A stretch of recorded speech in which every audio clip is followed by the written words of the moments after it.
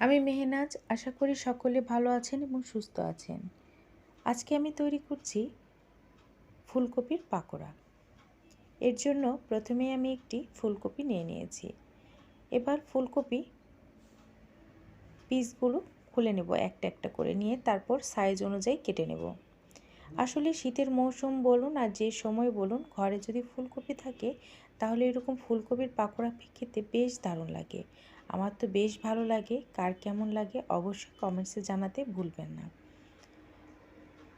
ফুলকপির পাকোড়ার জন্য আমি ফুলকপির টুকরোগুলোকে ছোট ছোট স্লাইসে কেটে নিয়েছি, কারণ খুব বেশি বড় হয়ে গেলে এটার টেস্ট ওরকম আসে না এবং খেতেও বেশি মজা লাগে না। এবার ভালোভাবে ধুয়ে এটা এবার গরম পানিতে বয়েল করে নেব।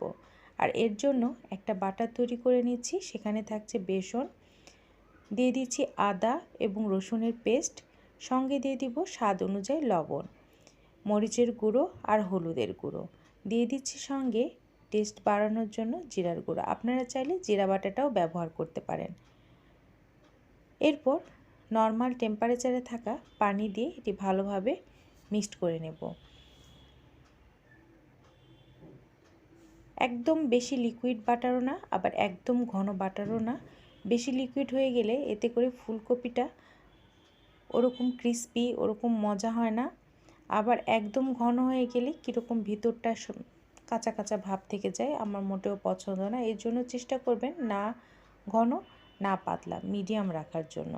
তারপর ডুবো তেলে ফুলকপির পাকোড়াগুলো, ফুলকপি যেগুলো সেদ্ধ করে বয়েল করে নিয়েছি, যখন সেদ্ধ হয়ে গিয়েছে ওটা ঢেলে ছেঁকে তারপর ওটা একটা একটা করে ঠান্ডা অবস্থায় আমি বেসনের গোলাতে দিয়ে ভেজে নিয়েছি।